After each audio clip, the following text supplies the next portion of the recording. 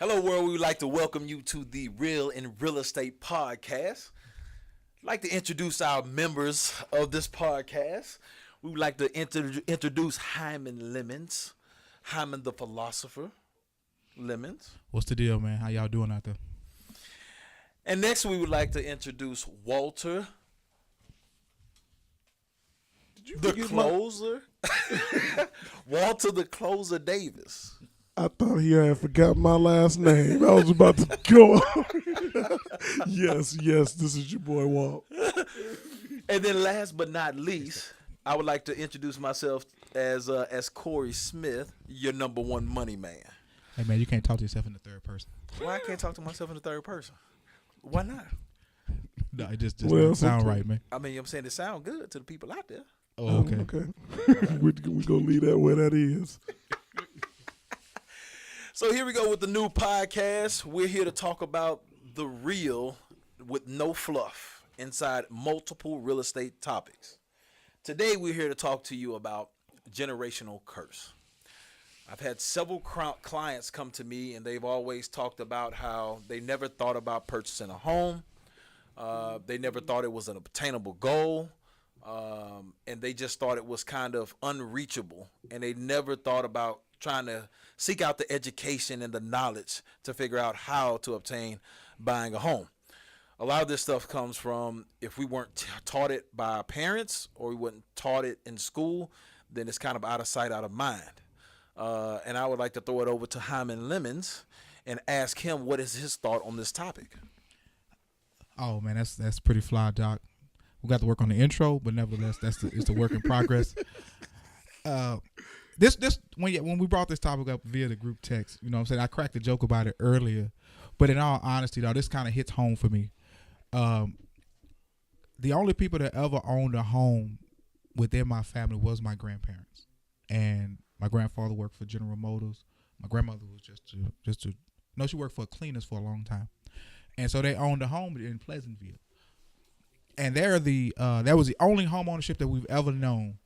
They had 6 daughters, no uncles, all the guys and a bunch of aunts. And at the time, of course, they were raised in 1970s and 60s. And so, you dealt with a little bit of segregation. You dealt with a little bit of inequality for us as a people. So with that being said, they all just went to what we call a Section 8 HUD and housing. Mm-hmm. You know what I'm saying? And so for the majority of the people that we come across, if they really be honest with you and be honest with themselves, they can trace their lineage back, just like I just did, to tell you how the curse of just being a renter. My aunts rented; they've never owned. A couple of their children, I can count on my hand 2 or 3 of their children that's owned a property, mm-hmm. and that includes myself, one of my cousins, 2 of my cousins. They've actually owned their own home. Outside of that, everybody else has just really, really rented. And it comes from the idea of just knowing what you see. Even though Big Mama didn't tell you I owned this house, we all knew that she did because when they died, they got the deed and all that great stuff. When my aunts were coming up, they dealt with some jacked up stuff, relationships, work situations where they just really didn't have enough money to buy. Mm-hmm. And when they did, of course, like how you said earlier, they wasn't really financially savvy about saving money. Knowing about your credit, understanding what it takes to get to that next step. They were always just concerned with, I just got to make it to tomorrow so I can feed my children. Right. And a lot of that is just a basic survival instinct that we all have instilled in us. And trying to get that curse broken, it's going to take some time, Doc. It's going to take some time. It's going to take a lot of education. It's going to take a lot of folks to be willing to take in the information to say, okay, I can be better and do better and own something for myself. Mm-hmm. So what do you think? Why do you think the mindset is? And I throw this to Walt, and I will ask, why do you think it's the history of the previous ancestry that kind of paralyzes the younger generation or the newer generation on obtaining such goals as purchasing a home? Well, I think a lot of people in our position, at least in my community, has a similar story. I mean, as Hyman was going through his story, I was thinking about mine. I'm like, you know what? Mine is almost identical. You know what I mean? I was one of the first. I was the first in my sibling group to actually buy my own house. You know what I mean? And I'm the you know, the baby of the group, but you know, generationally, like we here. You know, I think your issue is when you think about it from a generational standpoint. You know, you only do what you learn and what's in front of you. So, you know, you got to think back, Grandma, Medea, you know, whatever you call Big Mama. Big Mama. Okay, Yeah. Everybody has their own saying. Is as Hyman said, we knew they owned the property, but we didn't really get taught about how to own the property. You follow what I'm saying? Whereas we knew they bought it. You know, it was because of the times of the day. But we didn't go through the process of, this is what it takes to get a loan. This is what it is for credit. Because one, I think it was different back then. You know, it was, you know, people were doing things on a handshake. Oh, absolutely. And then property values and purchasing a home was a lot more. It was a lot cheaper back then as well. Exactly. True. But the when it comes down to the mentality, you know, I go back to and you know, when I was younger, I was blessed enough to read the book Rich Dad Poor Dad, right? And I really, and I'm not in here to promote stuff, but you know, it really puts it in perspective exactly what we're talking about. Is in my community, we really weren't taught it. We weren't taught it at that level to say, okay, well, this is money management. This is how you handle your checks. This is how you think ahead, so on and so forth. And so we just get, well, we got a place to live. And we just find the best way to do it. We, you know, it's interesting because as we're getting younger with these clients and these people, if we don't teach it early enough, they don't pick it up, and we just continue to cycle. You follow what I'm saying? Like for me, I taught my kids early. You know, I started talking about credit cards and talking about, and this is in a time when, you know, we ain't running 800 credit scores. Right. You know what I mean? Right. We which is a whole nother topic we could talk about. We could talk about what happens at 18 during our generation when we get 5 credit cards sent to us at $5,000, $6,000, $7,000. If we don't know how to manage that, we go out and take and just go buy stuff. So I think it's all a compounding issue. But from the generational standpoint, I definitely would say the role starts with education. We haven't educated our people in our family to really take it to the next step. Absolutely. So I think it's and I think you hit the nail on the head, which I think home ownership is kind of a byproduct of financial literacy. And the older generation don't have that financial literacy there to be able to teach just about simple stuff as a credit card, saving money, investing money, that type of thing, let alone trying to teach the younger generation about purchasing a home. But my next question to Hyman would be, what do we do as a resolution to try to, I guess, try to reduce or try to educate the population so that they feel it's obtainable? Of course, most of the time in the generation, it's all about what they see. They gotta see more people owning homes, you know. And when I say people, I mean the African American community. They gotta see us purchasing and buying it. You know, we don't know. If they don't see it enough, then they don't know what's happening. Like I said, in my family, I had 6 aunts, and all of my aunts had at least 3 to 4 children. At least one of, like I say, 1, 2, 3, 4 of us was able to purchase a home. But the other rest of them didn't know that we purchased a home, and that just goes back to how families operate. Everybody don't talk about everybody's business all the time. And our children's children can see that, so that kind of helps that. And that's how you continue to grow that to where home ownership is truly important. And why is it important? I just believe you're correct about education of finances, and letting them know, like, look, what I'm teaching you today To be honest with you, it may not be what comes up in the next 5-10 years, because financial literacy is constantly changing. Money is constantly changing. The way money is used is constantly changing. And the basic principle of saving kind of goes out of the window sometimes. The basic principle of keeping balances low on the credit card kind of goes out the window sometimes, because just life happens. And the biggest thing is, how do you teach that generation, how do I solidify myself from life? What can I do to solidify myself from life? And there are some things you can do, and just hope and pray that they work. Right. And I think from a standpoint of investing and getting a better return on your money changes consistently.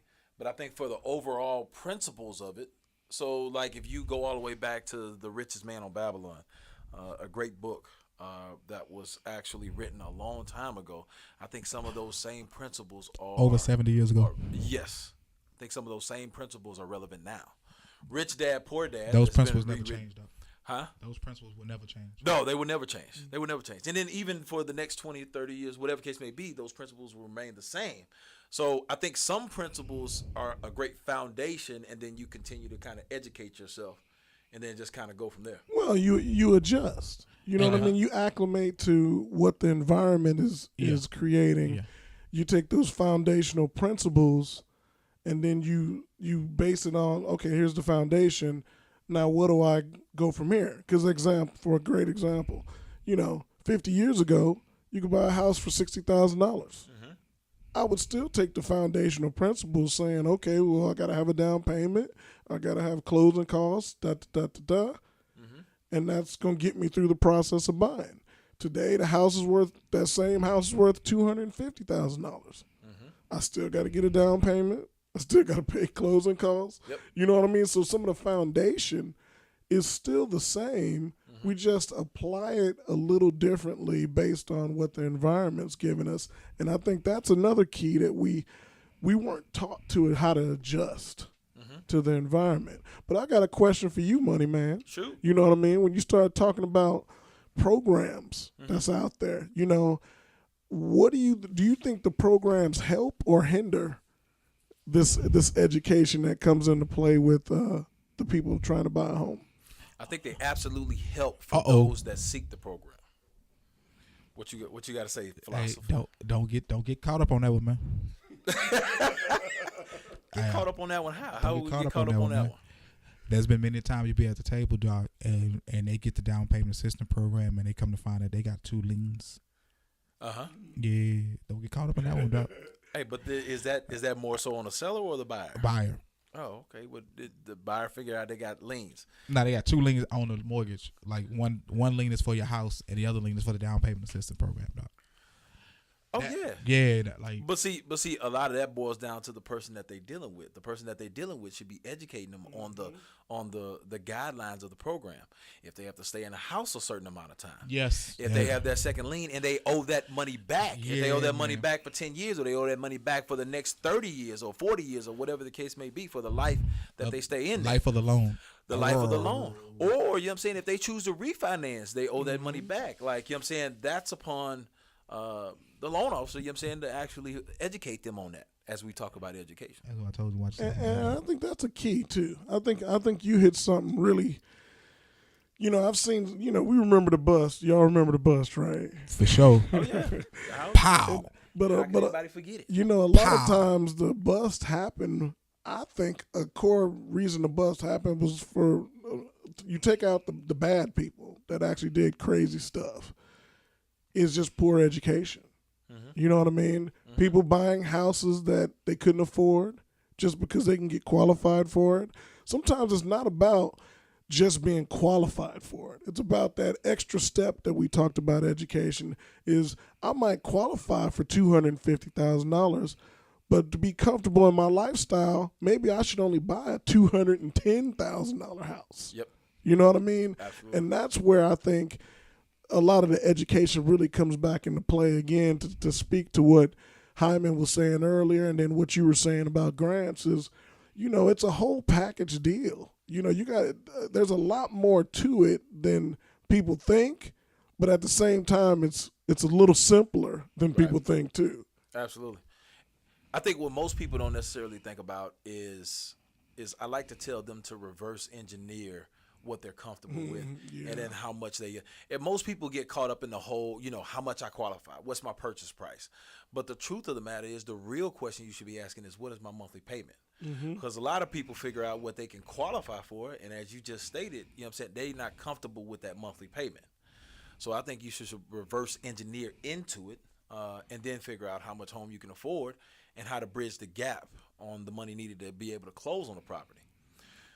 To add to that, the other thing most people don't necessarily realize or necessarily take into account, when you lease a property, one, you're throwing money away.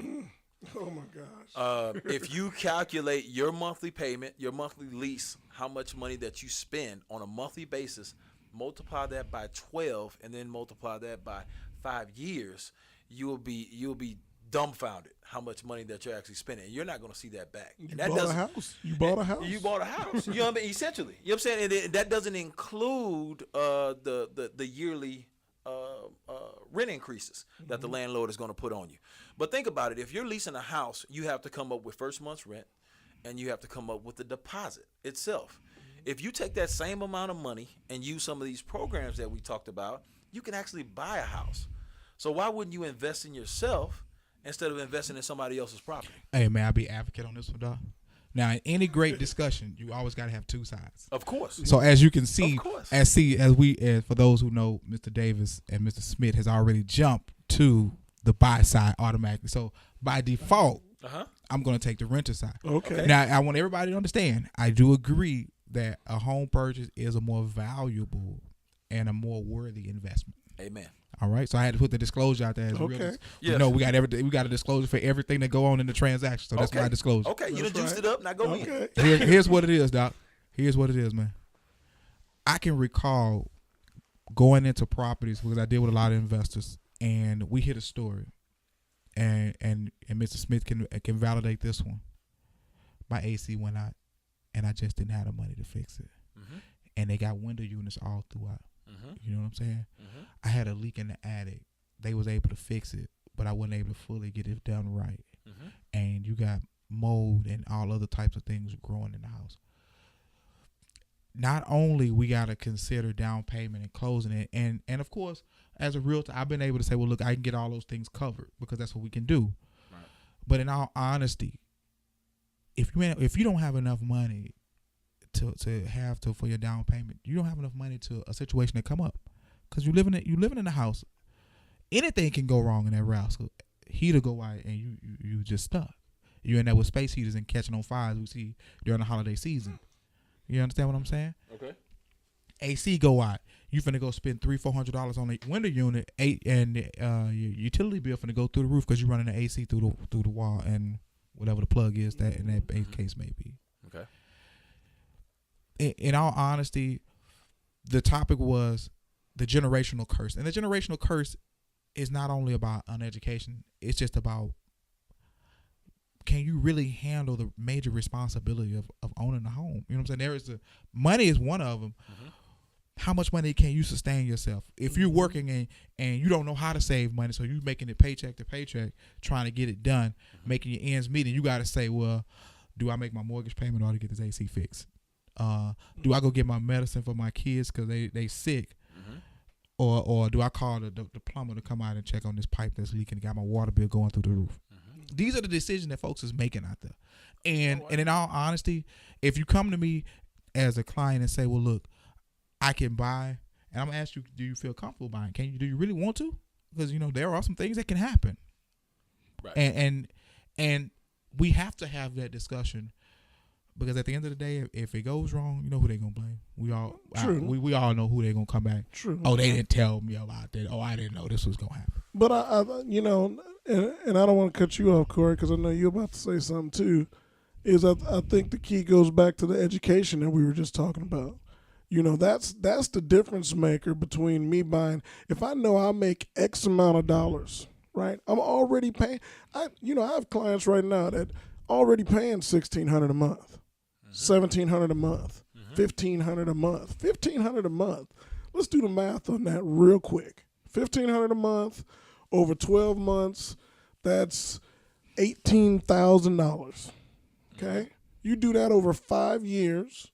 18,000 times 5. That's roughly about $90,000. A lot of money. Okay. Touche. If I'm already paying $90,000 to somebody else Over a 5-year span. over a 5-year span, and this is because we know from a generational standpoint, to go back to the core point, from a generational standpoint, if I'm renting, my mom rented for 20 years. 20 years. Now, granted, we lived in 5 or 6 different places, but the amount of rent was about the same. True. For 20 years, she rented. How many houses did she buy in 20 years? Right. Okay. At least 3, huh? And so my thought is this, is with proper education and dealing with the right people, okay, they're going to help educate you and walk you through this path or this journey, as I like to say, and make sure that, okay, the first question I would ask is, if you're paying $1,600 a month, well, are you at your bare minimum at $1,600 a month? Because that tells me maybe I need to move you to $1,350. Right. And then I'm going to make sure that, okay, make sure you keep your warranties in place. Make sure you keep this. Make sure you keep that. You know, we're going to have the discussions as a real estate agent and as a representative of you to make sure that long term you are in good shape. But we also going to make sure we got the right people around you. The money man is going to make sure you know exactly how your money works in regards to that. So I think a key of it is, again, is going to be education, and as long as we educate, but this is where they I think they go wrong, Corey. Is they don't come to get the education. Absolutely. They don't come to talk to us to get the education. They show up and they say, I want to buy a house. Their credit is jacked. I mean, let's just keep it real. Yep. Their credit is jacked. They don't have any money, and they're asking, okay, well, you know, can you help me? I don't got no money. My credit is at 480, and I want to buy a house tomorrow. And I think that's where it becomes a problem, is whereas if they came and got the education, or they let us run them through the process, because tell me if I'm wrong, you know better than I do because you deal with loans all the time. After they come in, it's jacked. And you say, hey, man, your credit's jacked and you ain't got no money. Now they disheartened. Right. And so then they go right back into the generational curse of renting. And they don't follow the plan. Hey, look, let me give you an action plan, and let's follow this plan so that in the next you might have to rent for another year or so. But at the end of this year or so, we're going to put you in a position to buy a home and pay the same amount of money you're paying now. Absolutely. You know what I mean? But they don't want to do that part. They don't want to do the longevity. They looking for the sprint of buying a home instead of running the marathon of buying a home. Absolutely. Absolutely. And then a lot of that comes from short-term goals as well. But you know what I'm saying, you know, when you talk about the generational curse of it, you do talk about and you do see sometimes Meemaw, Mama, Big Mama, whatever the case may be, she's had a property that she's paid off years ago. And then when she ended up passing away, she leaves that to her heirs, her kids, next in line. So it's not a life insurance policy, but it kind of is. Because at that point, you have a tangible asset that you can either sell or you can refinance to pull money out of to take care of funeral expenses, to take care of bills, to take care of whatever it is that you need to. And if nothing else, you can rest assured that you have a roof to and a bed and a place, you know what I'm saying, to go and lay your head. Why would we not think of our own kids in a responsible manner like that? And to Walt's point, there are people that have bad credit or they have whatever issue that they're dealing with. But to say that you're not ready now is not to say that you won't be ready in a year, 2 years, 3 years, or however your case is. Why not come get the education now, and let's put together a plan and take the steps in that right direction in order to purchase a house and think about your family. Think about leaving your kids something. Hey, look, I'm looking at the news. I hear from my mom. My mom gives me a call all the time, and people are getting younger and younger with all these health issues, passing away. They sick in the hospital, doing whatever the case may be. What are you doing to set your kids up to be prepared for when that happens? Hopefully that never happens, but what are we doing to prepare ourselves for that? But I don't know. I don't want to get too dark with this thing. I want to kind of stay on topic. Well, Doc, in all honesty, man, that's a solid evaluation and to look at it. And that's not to say parents are not really concerned with that. That's not to say that they don't want to leave their children something or feel that their children don't need that stepping stone. The idea is that as a parent, you're just trying to make it day to day, moment to moment. And with that being said, the biggest thing is you're concerned to make sure your kids is coming home every day. Make sure your kids is your daughters is not getting raped. Your sons is not getting killed. Those are the biggest concerns as far as a parent. Understood. We're all here. We all have children. Absolutely. And we have so much education to give on just living your life. And don't get me wrong, financial literacy is a big part. And don't get me wrong, saving is a wonderful part. But I got to show you how to go get a job, man. So you get some money to save it, to be financially savvy. Right. You know what I mean? Right. And everybody's situation is different, right? So, you know what I'm saying? We're not ragging on the people that are put in certain circumstances, you know what I'm saying, where they're not allowed to do these type of things. We're not ragging or doing anything saying anything about that, because we understand there are certain people out there that's living on a day-to-day basis, just trying to make it through, trying to make sure their kids are taken care of now instead of in the future. But I'm gonna tell you something, and I'm one of those that kind of always hit it like that. Is, I'm a firm believer that there's stats that say kids get a better education when their parents own a house. People take care of their individual responsibilities more as a homeowner. There's so many different levels of things that people do because of the pride of ownership that plays a role.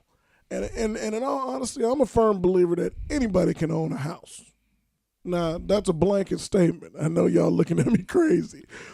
But I think with the right plan, if someone sits down and says, okay, we need to figure out a plan to get you into home ownership, we can sit down and create one. Now, you might have to bring your cousin in on it, or your brother, or your sister, or if you're married, you might have to bring, you know what I mean? But there's a plan for every single person that's out here.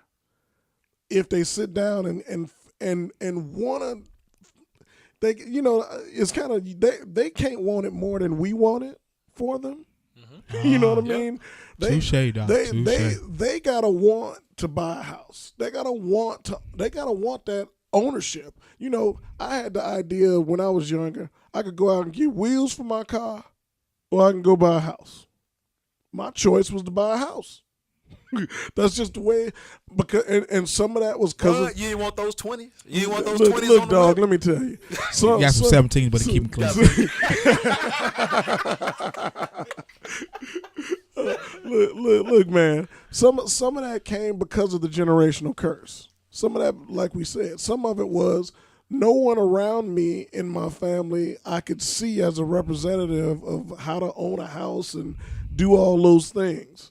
And so I was doing it almost in spite, because to say I can do it, you know what I mean? Uh-huh. And when I started, look, I'm gonna tell you right, hey, we can be 100 in here, right? Might as well. I'm gonna just be 100. When I bought my house, my credit was jacked. Yeah, my credit was jacked, just like a lot of people in our community. Wow. And you know what I did? I had to create a plan. There you go. I had to go look at my credit, and I had to sit down with somebody, and we devised a plan that within 6 months, I will have my score at qualifying. Once I got my score at qualifying, I started to feel good that my credit was back in line. So then what do you think I did then? I started paying stuff at a higher level. Like, man, maybe I can move my score higher and get a better interest rate. Within 9 months, I bought my house. I went from a guy that didn't have great credit when he started the process of buying his house to building a house. Brand new. I didn't go buy an old house, brand new house. Yep. And what I'm trying to explain to people is I take from that when I talk to clients. And when we talk to clients and things, I try and explain that's why my philosophy is what it is. That I believe anybody can buy a house, because if I could do it, then anybody can do it. Because I wasn't that far off from what we talking about. The ability to speak from experience is a tremendous game changer. It's key. It's key. But you know what I'm saying? It's like, and I like to refer to it as the ostrich disease. A lot of people say, hey, look, I know my situation is bad. I'm going to stick my head in the sand, and I don't want to deal with any of it. I don't want to hear about it. I don't want to see it. I don't want to do anything. But for you know what I'm saying, which unfortunately is a small percentage, are the people that pull their head up from out of the sand, you know what I'm saying, and was just like, hey, look, in order to be able to better myself, I need to face this thing head on. And you took the steps necessarily needed in order to educate yourself, figure out what you need to do to get your credit better, and then be able to buy that new home. So now we got to figure out what we need to do in order to put a lot of other people in that same position. I agree. It takes a higher level of responsibility, man. At the end of the day, that's what it takes. Walter said it best. They gotta want it more than you want it for them. Oh, of course. They gotta want it way more than that, because there's gonna be some times where they can't call you, they can't text you, that you're not available to coach them through a moment.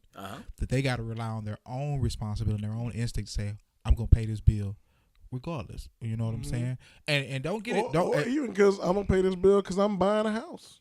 Because I gotta be clean. And think about it. In all honesty, putting the house as far as the leverage, it may not work because they got a roof over their head. You know what I'm saying? Yep. Their Maslow's theory is already taking place and is already in place. So you saying, well, I want to buy this house, so I'm gonna pay this bill. I got a roof over my head. My kids got a safe place to sleep. We got food. This bill comes up. I got to weigh the responsibility. Do I pay this bill? Do I pay a light bill? You know what I'm saying? It gets like that when you got those folks that's when you got the people that are closer than others, right? Your 560s and so forth. Yep. And you trying to get them you trying to teach them how to maneuver your credit card balance and things like that. It gets down to the point that, do I pay this light bill? Do I put this money on this credit card? Wait a couple of days and try to swing it. And those are some of the decisions that they're making out there. And the credit is losing. The house is losing. The ability to see the house in the future is losing because they can't afford to risk that light money, that money like that. They just can't afford it, and they're so nervous and so scared that they don't want to do it. Right. At the end, they just don't want to do it. And next thing you know, when you call them back, well, did you get the balance paid? Well, you know what I'm saying? Such and such came up, and you be like, oh, okay, that's cool. Such had a birthday where she wanted to go to Vegas, so I couldn't miss that trip. So, I had to make that Vegas trip, which is, look, everybody make their own decisions. You know why I stand on them. Hey, I'm glad to hear you. You call me whenever, because I'm not calling you no more. Yeah. They automatically put on a do not call list. Hey, you got to have a level of responsibility, Doc. And buying a home is a big responsibility. It is. And in all honesty, if you're making decisions like that, in that manner, all right, man. 100%. I wish you well. 100%. Well, fellas, we getting at the end of the time. This was a great conversation for a first podcast. Yeah. Solid. We're going to have to come back for the second podcast. Yes. The next podcast we gonna work on. What you know what's funny is I didn't want to open up a can of worms when Hyman was talking, but I was like, oh, the philosopher over there is talking about, now we need to talk about why you buying a house. Like, what is your why for buying a house? But that's another podcast. But nah, man, you can't, like I said, when we get to some of these topics, Doc, we can go down a rabbit hole for days and hours, man. We can get out. And you just got to be limited to what you really want to say and make sure you get the meat and potatoes. Because that mentality thing, you like, oh, snap, man. Yeah. We want to attack this one right now. Yeah, I know. Let's get it. Because this truthfully could have been part one of a series of podcasts. That is true, Doc. We're going to see. We're going to see what we're going to do. All right, from now on, you know what I'm saying, we'll catch y'all next time. Y'all make sure y'all tune in to us. We have Hyman, the philosopher, Lemons. We have Walt, the closer, Davis. And Corey, your number one money man, the Smith. We'll catch y'all on the next one. Yeah, holla at you. Thank you for showing.